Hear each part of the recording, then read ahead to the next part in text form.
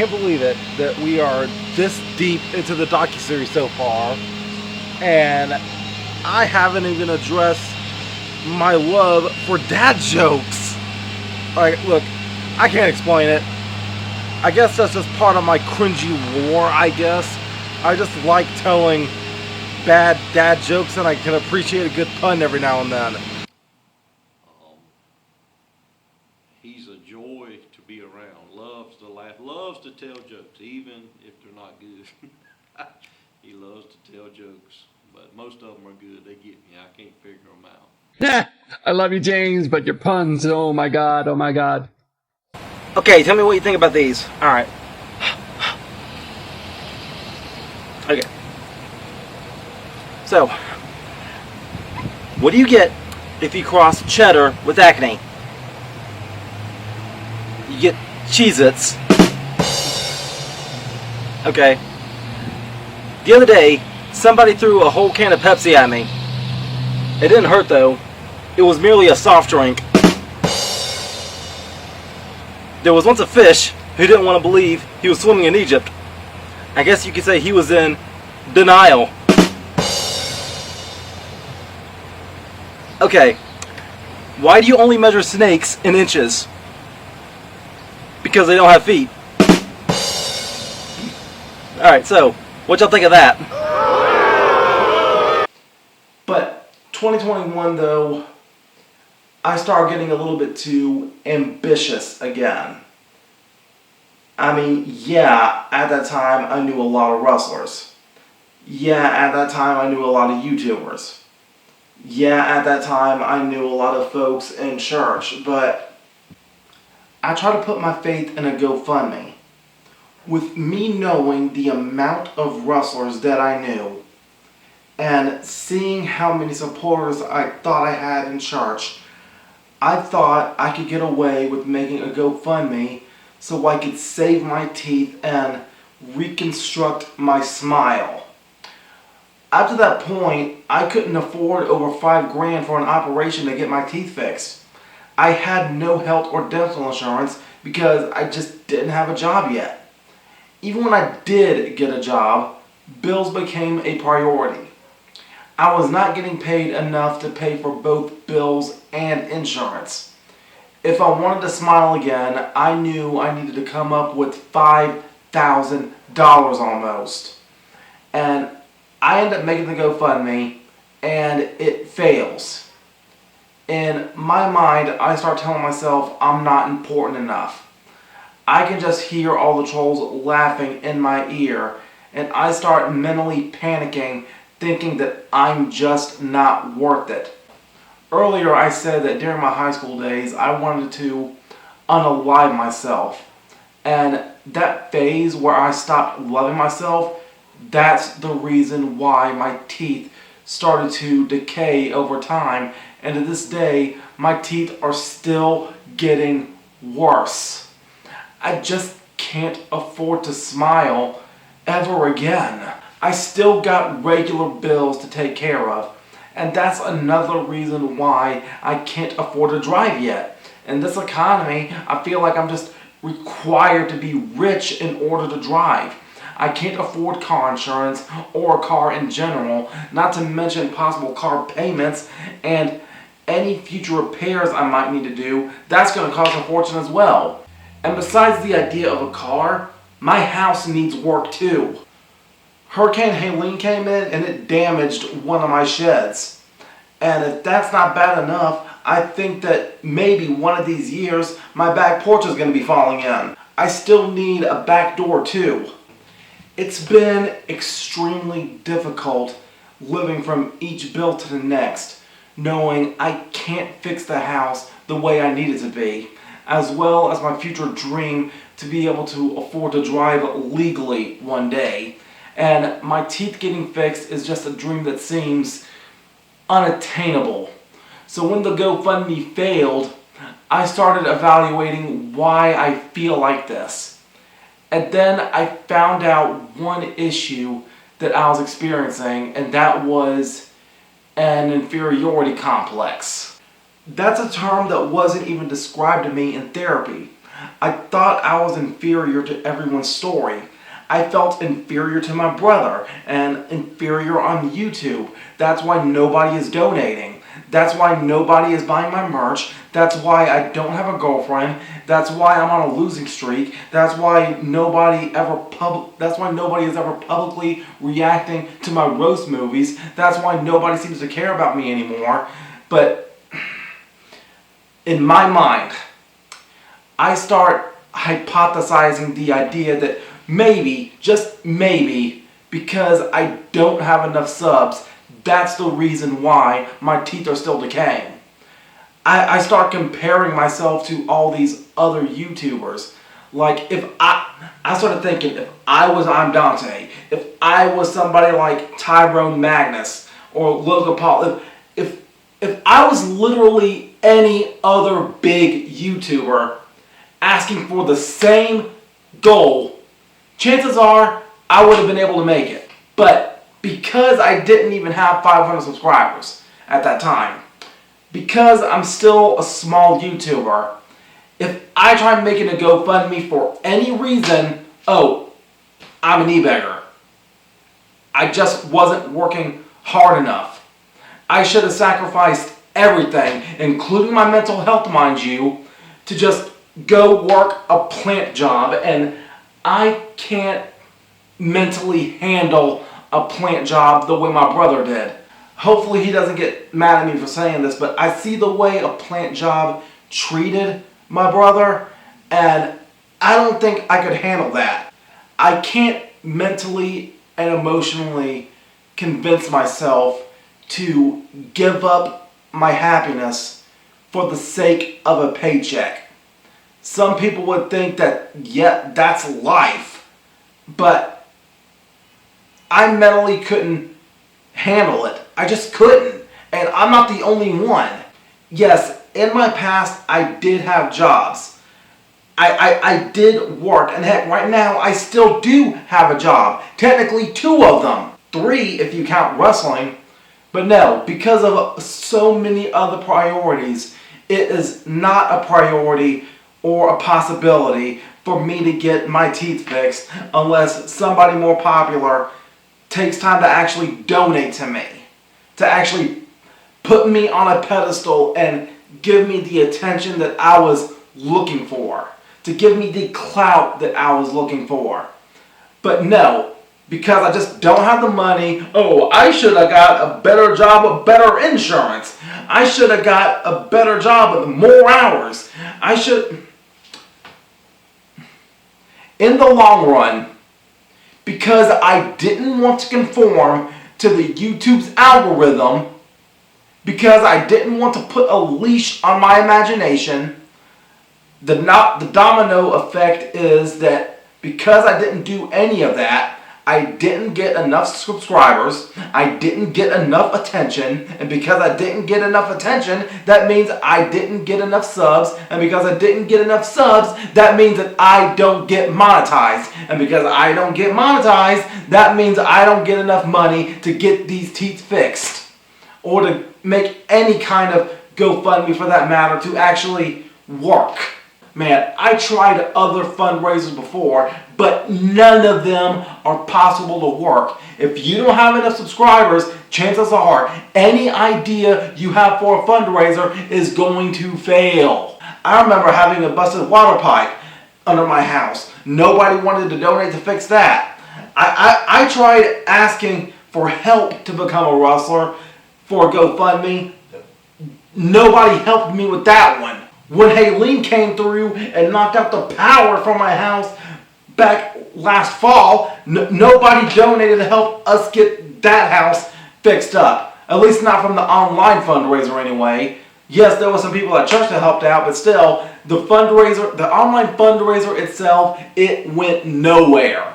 But because I don't have enough subscribers, I do not matter enough for people to donate. When I did launch that GoFundMe to try and save my smile one day, there was only 2 people that actually donated. One of them being James Drake, and the other one being another wrestler named Josh Cutshaw. out of like $5,000, I only gained up to like 80 something. That was it. And that money had to go on a bill at the last second. I did not pocket that money. That money went straight to another bill. But as the summer of 2021 was about to wind down, at APW, I found myself being a part of a storyline with a wrestler named Mickey Fulp. Now, at the time, Mickey was the Carolinas champion. He was holding the same championship that my brother was. Now, Mickey, he would end up being a good antagonist for me. Matter of fact, the very first day I met Mickey, I don't think he was even wrestling on the show. I remember meeting him and I said, dude, you look kind of like Chance Riser. And I remember the video that I asked him to help me out with. He helped me out with Helpful Man when he was the hardcore champion at the time. Should have been here by now.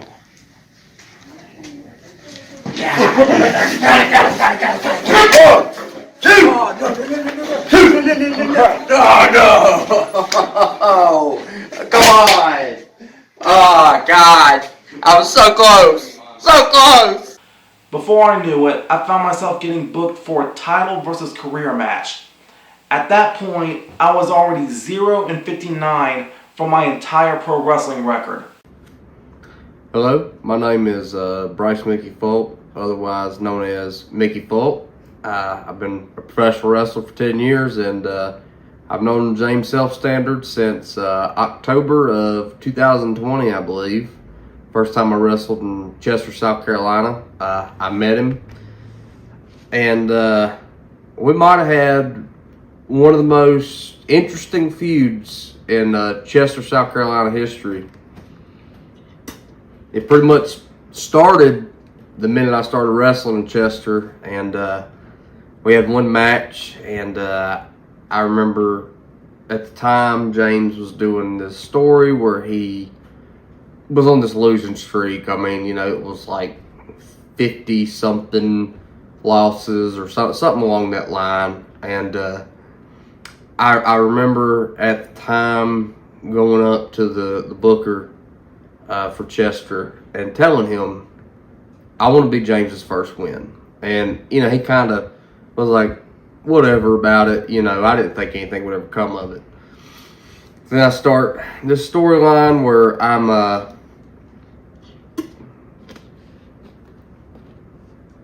kind of involving myself in a tag team called High Profile. Shay McGrady, Will Demented, or Willie D, as he's also known, and I start inserting myself in their tag team. And Willie D at the time was the APW Carolinas champion. Excuse me. And so I'm involving myself and I'm doing 6-man tags against him. And I remember having 6-man tags against, you know, James Self-Standard and so in the Joey Ford and Brady Collins, All Worm No Soul. We did a big hardcore 6-man tag match down there for their Christmas show in 2020. And so that even though I was doing this with Will and Shay, there was always James right here to the side because there was something there. I guess, you know, the audience really just felt bad for him, essentially, because he just kept losing. Anytime he'd get in there with me, whether it was during a match or a promo, you know, hopefully, I don't know, maybe this will get edited or bleeped out, but I was an asshole to him. I was a bully. I was, you know, so I think the crowd really wanted to see him just smack me in the mouth specifically, which is good. I was the heel. He was the baby face. He was the good guy. He was, you know, the hometown boy. And so I'm doing this storyline with Will and Shay. Eventually I turn on them and I beat Will for the APW Carolinas championship. And, you know, which was a really difficult storyline because Will and Shay were such big heels at Chester at the time. And so for me, I had a lot of work to do personally to get myself over as more of a heel than they were. But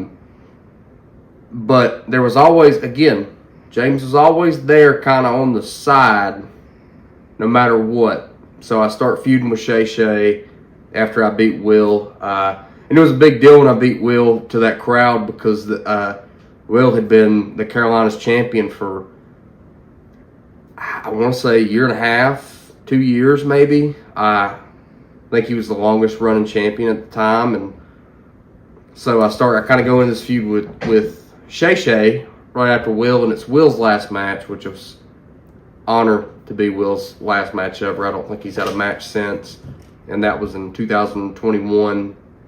And so I'm doing this thing with Shay Shay, and the booker at the time again to get Self Standard involved, and I do a triple threat with Self Standard and Shay, and I won, but there was still something there. That crowd, I remember, I don't remember the specific move or whatever, but there was something in that triple threat match that James hit me with, and that crowd just went freaking crazy because they thought he was about to win.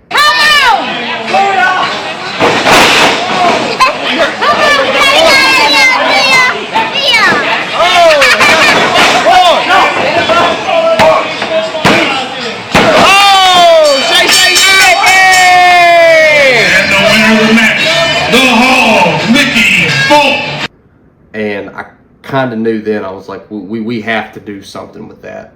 Like that right there has to be the guy who beats me for this championship. It can be nobody else. And so we move along with the feud, and we get to it. It was I don't remember the exact date. I believe it was late July, early August of 2021. I'm having a singles match with James, and it is for the Carolinas Championship down there at APW in Chester, South Carolina. And the booker calls me as I'm sitting in Rite Aid buying wrist tape, and he gives me a call, and he says, "Look, you're under tonight. I want you to be James's first win." And I was ecstatic when I got that call. I was like, this is exactly what I wanted. Like, this is going to be great. This crowd is going to go crazy. James had a long losing streak, so one night we decided it was time for James to have a match for the APW Carolinas Championship. Me and the booker at the time, I can't remember who it was. I'm pretty sure it was Rob Killjoy. Me, Rob Killjoy, and Brad Wilson were talking behind the scenes. We're like, how are we going to do this? How are we going to do this? How can we pull off in this business, you're trying to always surprise the crowd, give the crowd something they're not expecting, give them, I would say, a feel-good story, but it's more than a feel-good story. It's a combination of a lot of things. So we're sitting back there talking about the matches, and we decided how we were going to do this match. There was only 3 people that knew the outcome of the match. Well, actually 4 people knew the outcome of the match. Me, Rob Killjoy, Brad Wilson, and the champion at the time. We had discussed it. So we had put on the board that we were going to finish the match a certain way.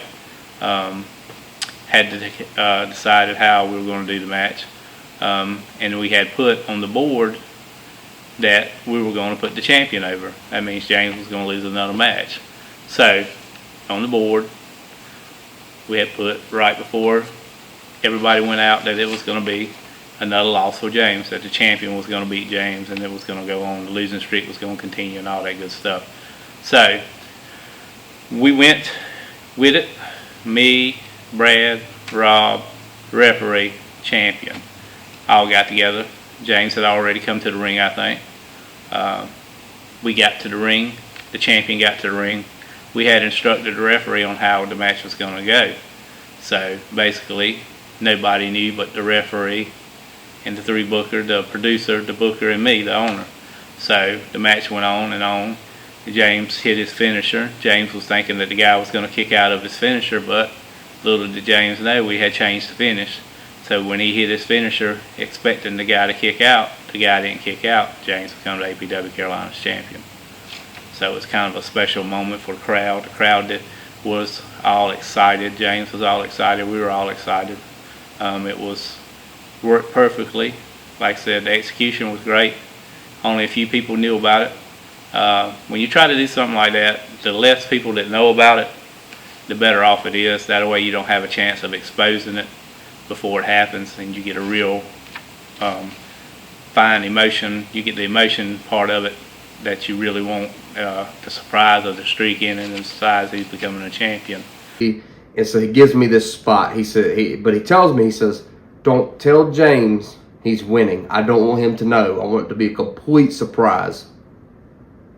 So he gives me this spot where he's like, I want the finish to be, I'm trying to remember off the top of my head, but it's something to where we clunk heads and like, we both kind of slip on a banana peel and we clunk heads, and he kind of like falls on top of me, I believe, or he rolls me up or something. I can't remember the exact spot off the top of my head.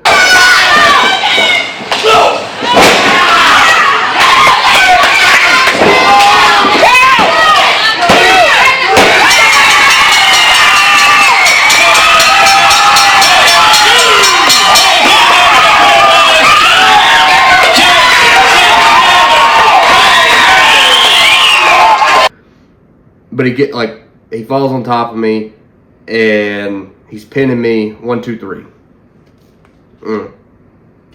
But he told me, he said, just come up with some bullshit for after that. So, because again, we don't want James to know he's actually winning this match. And again, this is James's first win in professional wrestling, not just in Chester, but anywhere. I mean, from, you know, he's wrestled in multiple promotions in North and South Carolina, and at this point, and has never won a match.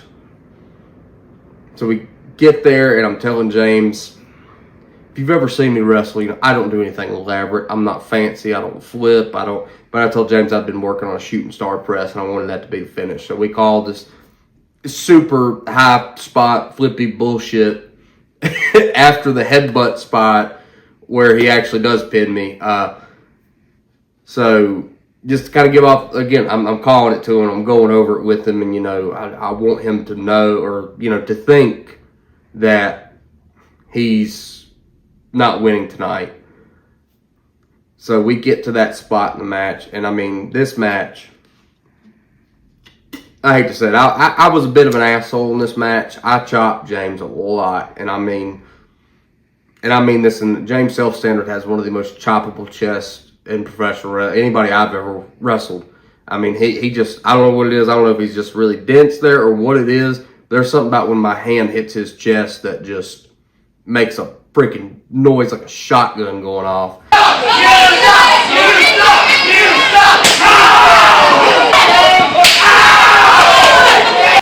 So I kept chopping him, and I was whooping him. And I mean, I was laying those chops in. I mean, his chest was red as it could be by the end of this match, but I wanted it to be really believable. I wanted the fans to kind of buy into that whole, again, you know, I'm being an asshole. I'm bullying him. I'm just this big asshole who thinks he's so much better than James. And then the spot comes where we collide heads, and he falls on top of me. James has no idea it's the finish. That 3 count hits, and his ear's right here by my mouth. And I remember telling him congratulations, because I didn't want him to freak out thinking he messed up, you know, or thinking that he did something wrong. And then the whole APW locker room comes out, you know, celebrates with him. And that crowd went freaking crazy. I mean, that's the loudest for me personally that I've ever heard the crowd in Chester, was when James Self-Standard finally got that first win. And, you know, to be his first win meant a lot to me. And we continued the feud after that. You know, we had a little hardcore match in October. Loser leaves town, I lost. And then I did this thing where I was in the crowd and had a mask on, was trying to get back into Chester. And it eventually ended in me and him actually becoming a tag team, which I then turned on him again. But anything after that initial match where I lost the Carolinas Championship to him, that still to this day is one of my favorite moments in my professional wrestling career. James means a lot to me as a person. He's a good guy, you know, and nobody deserves something like that more than he does. I mean, the work he puts in behind the scenes, or, you know, he used to, and I haven't been in Chester in a long time, but, you know, back then he was also running music and doing ring announcing while wrestling every other Friday night. I mean, you know, Chester is every other Friday night they run. So just, it meant a lot to me personally and still does. But that's the story of James Self-Standard and Mickey Folk in Chester, South Carolina, right there. So I'm super happy to be a part of James's little documentary, and you know, I think that's it. I think that's all I got to say. But when they booked that 60th match against Mickey, it was booked for the main event of another Friday the 13th. Ironically enough, it was also the same day that I produced another Jason Voorhees roast of some guy called Jack. But I walk into that match and I actually won. My first victory was saved for a main event championship match, and the victory with the cheers being super loud that night, the outpouring of love that I got, that win just felt spectacular. Shortly after that win though, I felt like it was finally time for me to embrace my brother's offer. Alright, so let's take a rewind back to spring of 2020. Wrestling had just shut down, and so did church, and pretty much the summer of 2020, from the spring and heading into the summer of 2020, I should say, I had a lot of free time going down. And my brother, who had already moved away to a different city, ended up establishing a new family for himself. Now, the thing about this family, though, is, was he technically blood? No, not at all. But they still accepted him in with open arms. He ended up falling in love with this woman named Chastity. Now, Chastity, she had already had 2 kids of her own. She had a boy named Drew and a daughter named Abby. Now, every time that they would see me, they would keep calling me Uncle James. But look, technically they wouldn't call me step uncle, so I guess it didn't make sense for me to call them step niece or nephew either. But anyway, man, I wish I was able to get a picture with them, because it wasn't just them that I ended up getting to meet. I also met the extended branch of Chastity's family. Like, yo, shout out to Dale. Like, Dale was freaking funny. Like, Dale and Christy both. I used to go swim at their pool sometimes that year. But anyway, yeah, excuse me, I'm super duper hot while I'm filming this part. But anyway, Josh gave me an offer to move in with him and his new family. Josh sympathized with a lot of the struggles that I was dealing with in my own hometown, and he just reached his hand out and offered for me to come through. Now, it was an offer that I would end up procrastinating about over and over and over again, but it was a deal that eventually I would have ended up accepting. Alright. Now, again, I really wish I could have gotten a picture with them, but I know to an extent some of their presence has been felt on some of my videos in the past. Matter of fact, you may or may not see Drew and Abby in the background of when I had that empty arena unsanctioned submission match with Josh. I gotta go back and take a look at that footage. But I know Chastity, she was there holding the camera for that match. So, sup everybody? This feels strange, I haven't done this in a while. Now, both Josh and even Abby, they have found a unique interest in the talent of painting. Alright? Now, Abby, she painted me this back in 2020, and to this day, I still have it hanging up by my bed. And same thing with this here wooden cross that Drew gave me. Like, both of these are hanging up around my bed. But anyway, it was shortly after I won the APW Carolinas Championship where I did finally make the decision to move in to Josh's new house to hang out with him and his new family. And yeah, I think I was only living there for like, I don't know, maybe 5 months at that. Let's see, I got there in August. Yeah, pretty much a good 5 months almost. Yeah, I spent Halloween there. I spent Christmas there to an extent. And yeah, it was pretty fun from the time I got to spend time up there. But the main thing was Josh wanted to see me kind of evolve. He wanted to see me out of the nest, which that I did. And I even found a way to get my first clock-in job while I was living up there. And I ended up joining a screen printing company, and this was like an actual job, like an actual shift job where I clock in, have a lunch break, clock out, that kind of thing. It was a screen printing company, and I was working in the bags department.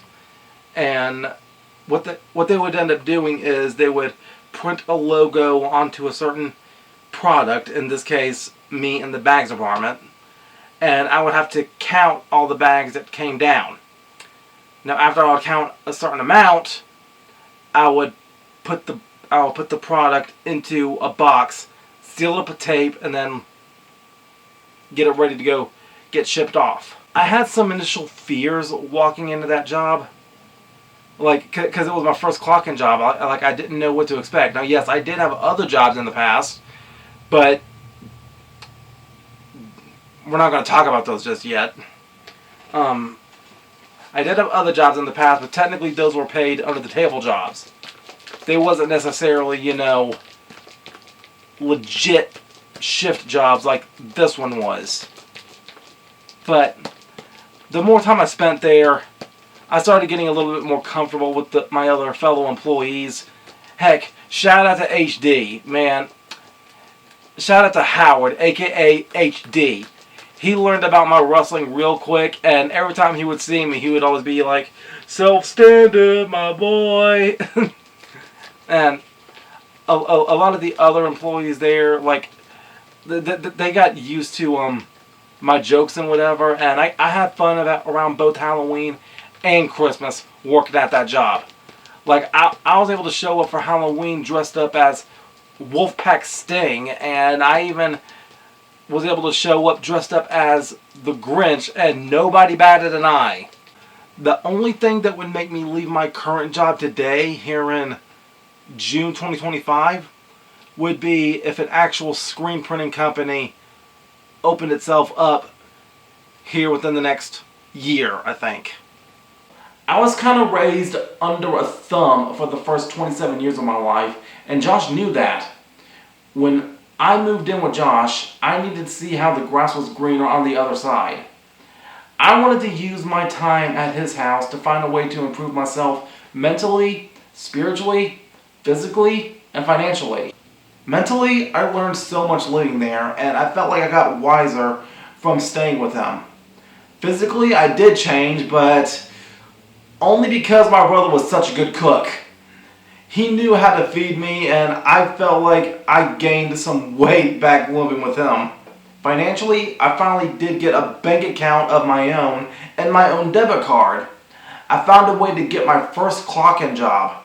All the initial fears that I had about getting a job up to that point was quickly washed away.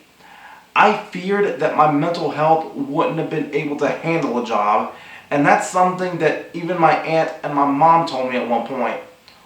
One thing I do know for a given is seeing what it did to my brother. I wouldn't have been able to handle a plant job, especially one with swing shifts. I can't mentally handle that workload, And I respect anybody that does put themselves through that, but I wanted a job that wouldn't take me out of wrestling or off YouTube, and that screen printing job didn't do that at all. I didn't expect to have the amount of freedom that I had with that job. I was allowed to cosplay there while on duty, but one day in October, I get invited to go wrestle down in Orangeburg. It was getting close to Halloween, and another wrestler says that I can ride with him, but once he saw how long that journey would have been for him, he changed his mind and he wanted to go to wrestle for APW in Bowling Springs instead. Now, up to this point, I haven't been to APW in Bowling Springs since before the pandemic hit. There was a dirty time in APW's history where booking was kind of shady and some talent were getting unpaid. Eventually, I made the choice to just go with him. Eventually, there came a time where I just had to stop working for that management. And it was because that I ended up having a bad experience with the ref. And I wasn't getting paid to go out there and have bad matches like this for the sake of someone else getting cash off my hard work. But by the time this wrestler said he was going to go to Bowling Springs instead, I was already dressed up in my Beetlejuice costume. I already had candy that I wanted to pass out to the crowd, so I simply asked if I could go with him, and he said yes. So I get to the show, and they find a spot on the card for me. Before I left though, another talent asked me if I was going to start coming back more often, and reluctantly I said, yeah, I'll try to come more often. And we were like halfway through November when I get a message on Facebook from this girl. Her name was Brianna. She asks me for my autograph and she wants to take a picture. Now, I already knew that in the world of wrestling, no matter what you might think about a promotion or what happens backstage, the fans don't care about that because most of the time it's not their place to know. All that matters should be what makes the fans happy. And this was the first time that a fan has specifically asked me to come back. So, I agreed. I get back to Bowling Springs and my match is made for the pre-main event. I was second to last that night. After the show, I was still in my gear because I wanted Brianna to get a picture with me in full booyah mode. Normally, I charge folks for my posters, but I gave her an autographed picture of me for free because she was so nice. I signed her championship, and I took a selfie with her before getting changed and going back to my brother's. The next day in church, I was minding my own business, enjoying my Thanksgiving luncheon, and I found myself texting with Brianna again. She asked me if I have a girlfriend or not. At first, I didn't want to answer that. Having a girlfriend was a sensitive topic for me since I was in school. Now, I had already made peace with the idea to stop looking for anyone in general for the sake of my own mental health. But I tell her, no, I don't, and right out of the gate, she offers to be my girlfriend. And I start mentally panicking again.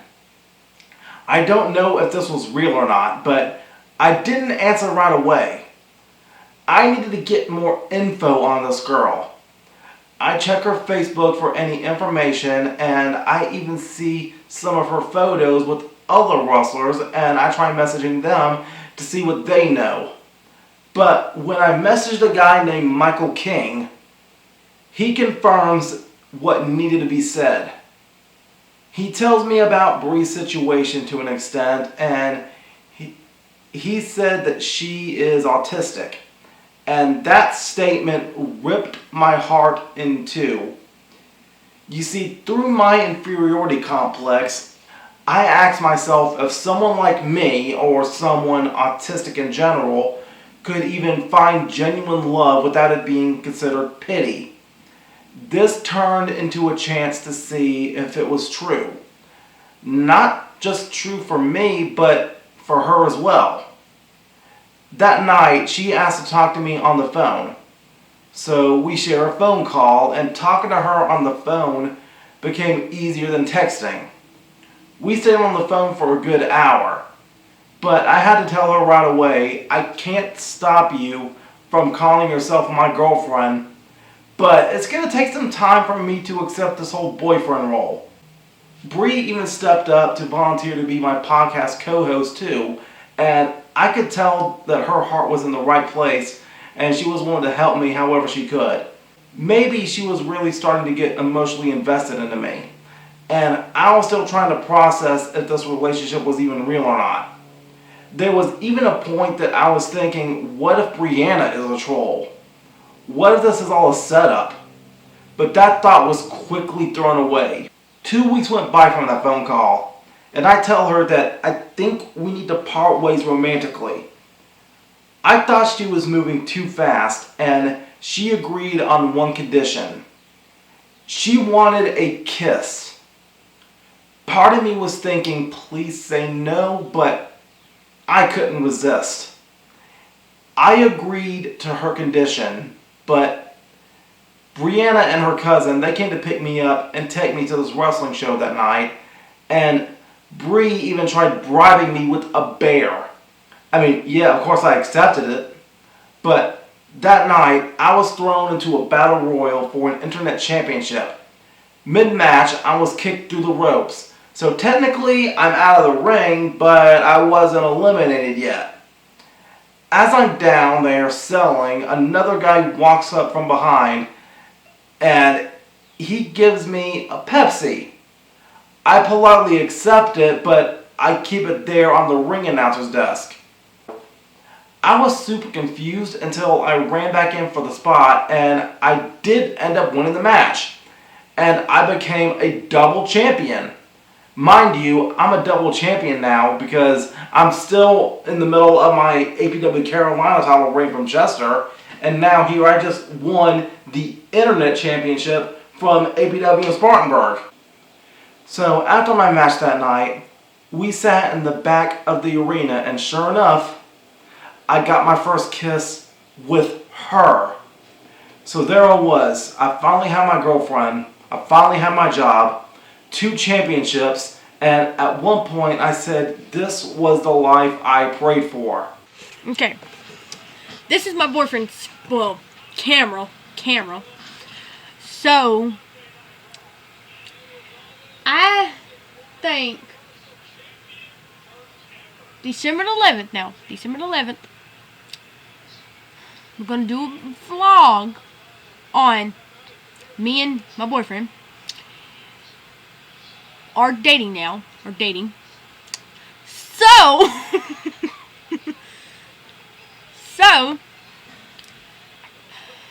So, but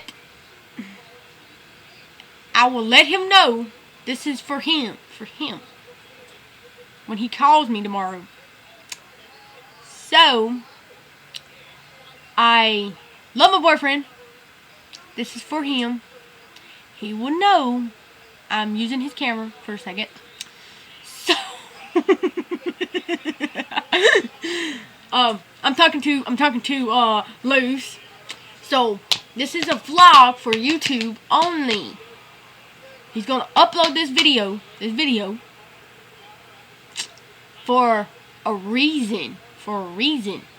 Like, I just can't stop loving my boyfriend because, one, he's handsome. He's cute. He's sweet. He's unique to me. He's helpful to me. He's funny. He's goofy. He's looks like Matt Riddles. He looked like Matt Riddles. So, he loves me.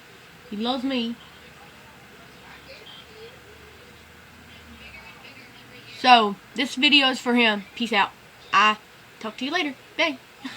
So, the story and the lore between Self-Standard and Queen Enterprises, there's a lot to digest with those details, so I need to save that discussion for next week. But when your biggest opponent is always yourself, you're always going to wrestle with that eternal struggle. And even though at that time I felt like I was at the top of the world, I still had some mental and psychological receipts that were still on the horizon.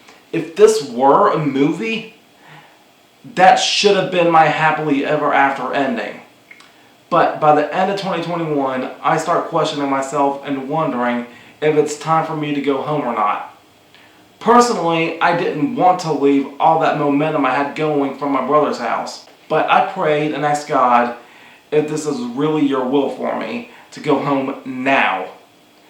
And then if it was, I asked God to show me a sign. So it was in very early January of 2022 when I get a text from Preacher Keith.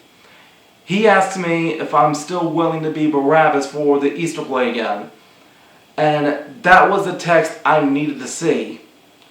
When the pandemic was still going on 2 years prior to this, there was a time where during my regular visits to Josh's house, where I would still be in conversations with Preacher Keith, and I remember telling him that even if I did make that move out of Chester, which I did, that I would still find a way to play Barabbas and be a part of that play. And that text served as invitation for me to come back. So I wrapped up my unfinished business from that city. I put in my 2-week notice with my screen printing company, and after I got packed up, Will from ABW comes back to get me, and I finally moved back home. As I stood there looking at the man, this Jesus, I kept thinking about what my wife told me. Have nothing to do with this righteous man, for I have suffered much because of him lately in the dream. But I couldn't look away. I couldn't stop. There was something about this man. I could find him guilty of no crime, yet the crowds were yelling and screaming. I asked him if he was king of the Jews, and he said, "Do you say this of your own accord, or did others say it to you about me?" I asked him, "Am I a Jew? Your own nation and the chief priest have delivered you over to me. What have you done?" He answered, "My kingdom is not of this world. If my kingdom were of this world, my servants would have been fighting, that I might not be delivered over to the Jews. And my kingdom is not from this world." I did not understand what he meant, so I asked him again, "So you are a king?" He answered, "You say that I am a king. For this purpose I was born, and for this purpose I have come into the world, to bear witness to the truth. Everyone who is of the truth listens to my voice." Then he looked at me. His eyes met my eyes, and it was as if he were looking deep into my soul. And all I could say was, "What is truth?" At that moment the crowds began screaming louder and louder. I tried to tell them I could find no wrong in this man, but they screamed even louder. The words my wife spoke to me, shouting in my head, "Have nothing to do with this man." The crowd shouted even louder, "Away with this man! Release to us Barabbas!"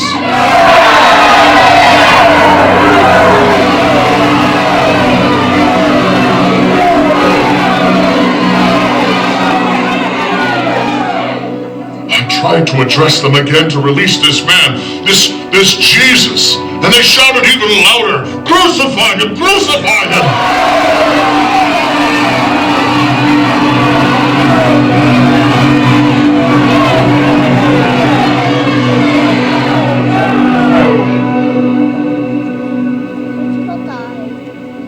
Fearing a revolt, I washed my hands of this Jesus and gave him over to be crucified. The echoes of my wife still ringing in my head. have nothing to do with this man. Have nothing to do with this man. Release Barabbas!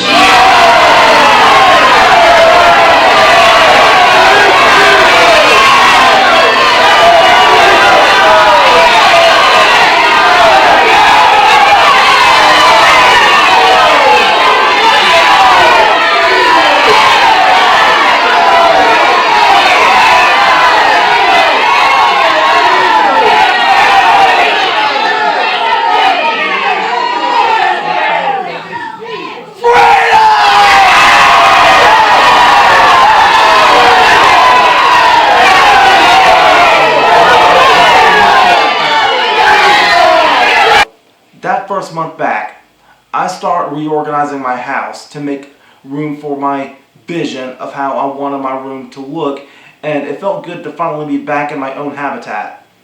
I ended up getting a new local job with a close-by grocery store, and I ended up working in the produce department. I even still got to see Queen Enterprises ever so often. Despite me being further away, that didn't stop us from seeing each other. Matter of fact, that first month back in 2022, I start seeing things that starts convincing me that I came back at the right time. I was the right guy in the right place at the right time.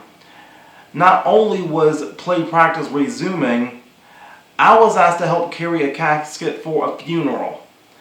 I was also asked to play the music for a baby shower at APW, and a friend of mine even took me to Myrtle Beach again for the first time in 9 years, and he took me to my first drive-in theater. And I even got to go to Universal in Orlando, but probably the biggest thing to happen upon my return, I was given the opportunity to preach at my church for a youth Sunday service. But it was shortly after my trip back home, though, that I knew my trips to Spartanburg would have been few and far between. So I made the choice to go ahead and drop that title for the convenience of APW in Bowling Springs. For that first couple of months back home, I was paying someone else to drive me to APW in Spartanburg. I was paying almost $40 a trip. But also, shortly after I return home, I get word that Action Pack Wrestling is starting up their own training academy, the Action Packed Academy. It was being coached by Rob Killjoy on Wednesday nights and JD Drake on days that now float from Monday to Tuesday and Thursday. I start going to training, and it starts becoming clear that anything I wasn't taught in those first 8 years is starting to expose me as an idiot in the wrestling business. Yes, I did learn a lot during my time in the academy, but at what cost? And it gets booked as an open challenge. I put Drew Hood over.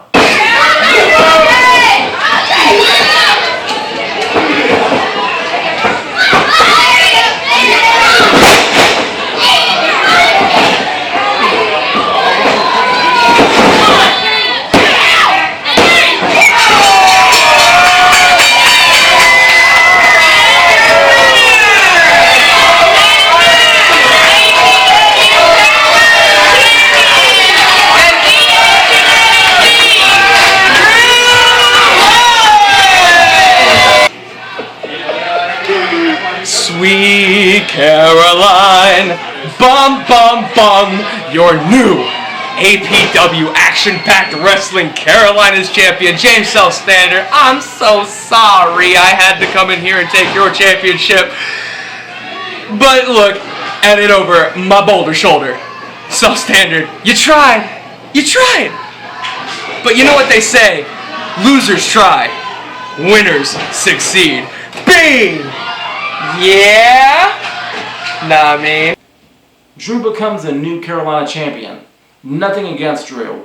He has been reinventing himself for years, and he has adapted with his gimmick. Drew put in the work to be the perfect guy to take the championship from me.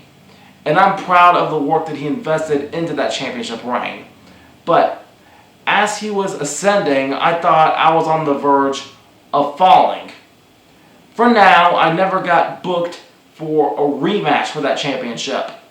But shortly after the loss to Drew, I started a feud with my friends Brady Collins and Joey Ford. Now, I've known Joey since I attended drama class in high school, and Brady's known me since I was an announcer during his Colin Bradley days. I do this fun feud with them, and I even start a brief tag team with Mickey Fulp. But I started noticing that I was getting booked less and less.